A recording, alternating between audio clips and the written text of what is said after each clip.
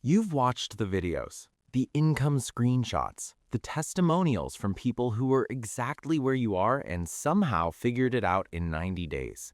And something in you wants to believe it, not because you're naive, but because the alternative is continuing to sit inside the version of your life that doesn't feel like enough. And if there's a path out, you want to know if it's real. Here's what's true. Money online is real. People build real income through content, through skills, through systems that didn't exist 10 years ago. That part is not a myth. But the space between the screenshot and the reality is where most people spend months, sometimes years, learning things that could have been understood on day one. And what you learn in that space costs more than money. If this is your first time at the Creator's Mind, Richter isn't here to talk you out of anything. He's here to show you what's actually in front of you before you walk into it. Subscribe. This conversation matters. Here's what nobody in the make money online space has an incentive to tell you. The reason most people fail isn't lack of effort. It's misaligned expectations at the point of entry. They begin with a mental model built from the highlights, the fastest timelines, the biggest numbers, the stories that get shared. And they use that model to evaluate their own progress.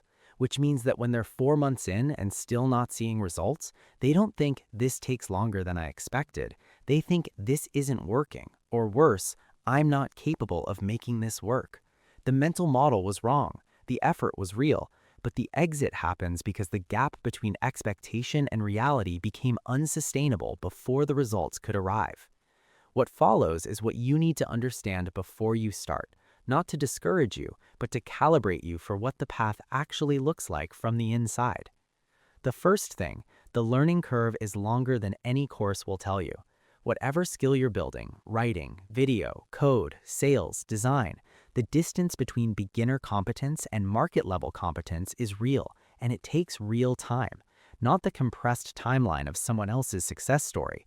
Your own timeline, which will be shaped by how often you practice, how honest you are about your own gaps, and how long you're willing to produce work that isn't very good before it becomes work that is. Nobody who is now good at something got there without first producing a lot of work they're embarrassed by. The embarrassing phase is not a sign that you're failing, it's the mandatory entrance fee. The second thing, the first money you make online will likely come from a skill, not a system. The passive income framing, the idea that you build something once and it pays you forever while you do other things, is real as a destination, but it's a terrible starting point. Most people who are earning passively built something active first, a service, a skill, a direct relationship with clients or an audience. The passive layer came after. If you start by trying to build the passive layer before developing the active capability, you spend months building infrastructure with no foundation underneath it. And infrastructure without foundation is just overhead. The third thing, you will go through a specific phase where you're working and nothing is happening, and the temptation to switch will be almost unbearable. A different platform, a different strategy, a different niche, the one thing you haven't tried yet that will be the thing that works.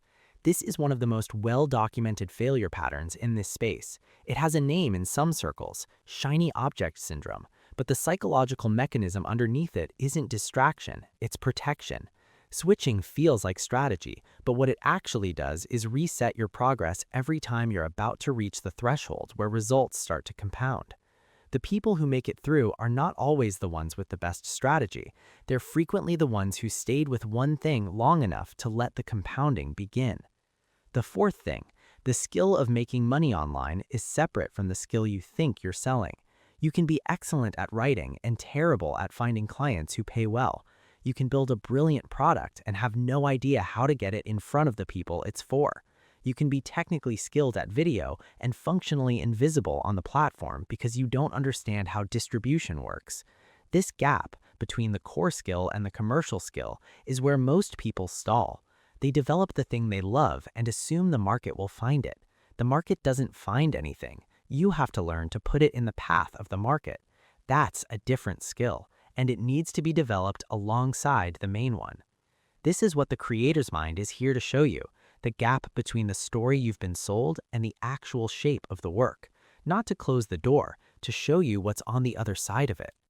The fifth thing, comparison in this space is uniquely destructive. because the people you're comparing yourself to are almost always been doing this longer than they make it appear. The overnight success with 300,000 followers started 9 months ago on a platform where the previous 3 years of audience building already happened. The person making $10,000 a month in their first year has a decade of adjacent skill development they didn't start the clock on. You're comparing your month 4 to their year 7 and calling it a fair assessment.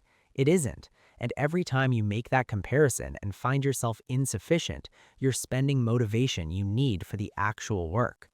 The sixth thing, your relationship with money needs to be examined before it becomes your product. Most people who want to make money online have complicated feelings about money that they've never fully examined. Feelings about worthiness, about what it means to charge, about whether asking for money in exchange for value makes them someone they don't want to be. Those feelings will express themselves in your pricing, in your sales, in the way you talk about what you offer. An unexamined relationship with money doesn't stay private. It shows up in every transaction. The seventh thing, the version of this that actually works for most people doesn't look like the version that gets the most screenshots. It looks quieter, more specific, less viral.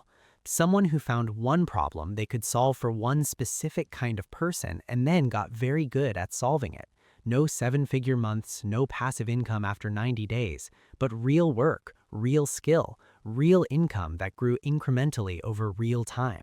That version exists. It's just not the version that generates the content, that generates the belief, that generates the next person entering the funnel with the wrong map. The eighth thing, and carry this one carefully, the person you become while trying to build something is more important than whether the thing itself succeeds. Not as consolation, as strategy. The skills, the self-knowledge, the tolerance for uncertainty, the ability to create and receive feedback and iterate, all of that transfers. Even if the first attempt fails, even if the niche was wrong or the timing was off, the person who went through it seriously is a different person with different capabilities than the one who walked in.